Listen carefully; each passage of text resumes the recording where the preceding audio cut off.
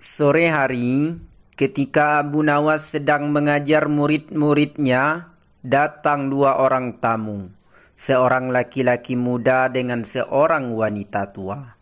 Wanita tua itu berkata kepada Abu Nawas, jika ia membawa seorang pemuda Mesir kepadanya.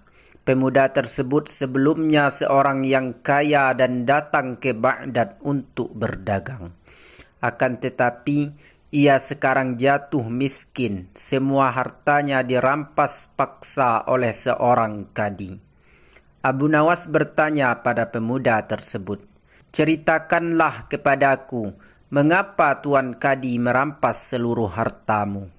Pemuda Mesir itu kemudian menceritakan semua masalah yang menimpanya kepada Abu Nawas.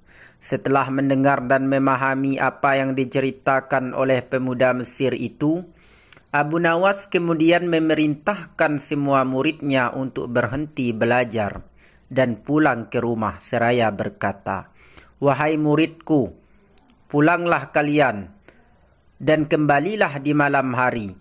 Ajak semua teman-temanmu dan bawalah semua peralatan yang ada di rumahmu, seperti cangkul, kayu, palu, batu, dan apapun yang bisa kamu bawa."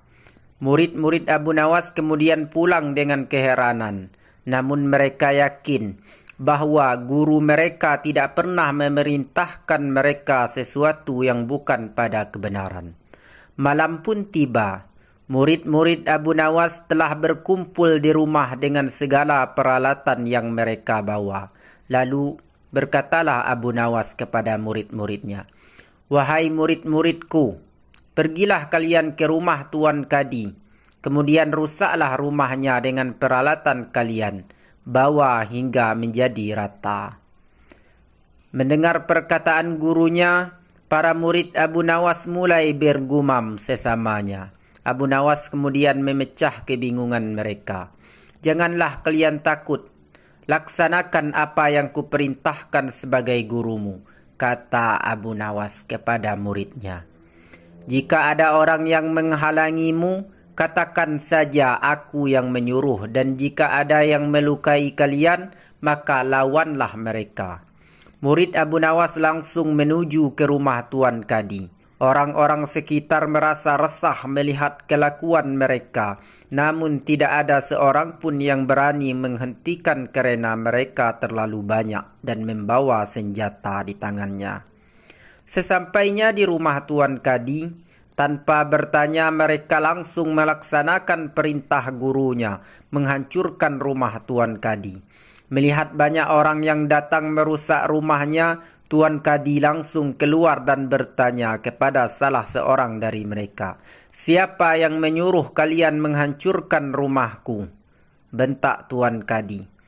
"Guru kami Abu Nawas," jawab salah seorang dari mereka. Mendengar jawaban mereka, Tuan Kadi sangat marah dan menyebut guru mereka adalah seorang provokator. Murid Abu Nawas kemudian kembali melanjutkan tugasnya memporak-porandakan hingga rumah Tuan Kadi rata dengan tanah. Besoknya, Tuan Kadi melapor perbuatan murid Abu Nawas kepada Baginda Raja. Abu Nawas kemudian dihadirkan di istana untuk mempertanggungjawabkan perbuatannya terhadap Tuan Kadi. Baginda Raja bertanya kepada Abu Nawas, "Kenapa engkau menyuruh para muridmu merusak rumah Tuan Kadi?" "Mohon ampun Baginda, sesungguhnya perintah hamba kepada para murid hamba bukanlah tanpa alasan. Sesungguhnya alasan hamba ialah pada suatu malam, hamba bermimpi bertemu Tuan Kadi. Ia mengatakan kepada hamba jika rumahnya tidak cocok dengannya dan membuatnya tidak nyaman. Kemudian ia meminta tolong kepada hamba supaya mengajak murid-murid hamba untuk menghancurkan rumah tersebut." Jelas Abu Nawas kepada Baginda, "Apakah hanya karena sebuah mimpi engkau bisa jadikan itu pembenaran?" Tanya Baginda. "Dari mana engkau mengambil hukum itu?" Tanya Baginda. "Dari Tuan Kadi yang mulia," jawab Abu Nawas. Mendengar Abu Nawas berkata seperti itu, dalam sekejap Tuan Kadi terdiam dan menjadi pucat wajahnya. "Apa yang sebenarnya terjadi? Ceritakanlah kepadaku," tanya Baginda semakin keheranan. Abu Nawas kemudian menjelaskan secara rinci, "Baginda yang mulia, pada suatu hari ada seorang pemuda Mesir kaya yang berdagang di negeri ini.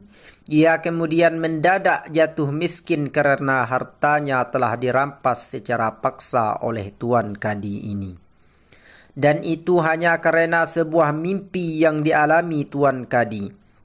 Tuan Kadi bermimpi jika pemuda itu menikahi anaknya dan menyerahkan seluruh hartanya sebagai mahar. Esoknya Tuan Kadi menemui pemuda tersebut dan meminta semua hartanya diserahkan ke Tuan Kadi sesuai mimpinya. Tentu saja pemuda itu tidak mau menyerahkannya karena itu hanya sebuah mimpi dan tidak bisa diambil pembenarannya. Namun Tuan Kadi tetap memaksa dan merampas semua harta pemuda hingga dia menjadi seorang gelandangan, jelas Abu Nawas. Untuk meyakinkan Baginda Raja, Abu Nawas kemudian memanggil pemuda Mesir tersebut dan beberapa saksi yang memang sudah dibawanya ke istana. Baginda Raja kemudian meminta pemuda tersebut menjelaskan semua masalahnya. Pemuda itu kemudian menuturkan semuanya sebagaimana yang telah dijelaskan Abu Nawas. Baginda marah besar karena telah mengangkat seorang kadi yang tidak berakhlak. Beliau kemudian memecat kadi itu serta menyita seluruh hartanya untuk diserahkan kepada pemuda Mesir tersebut.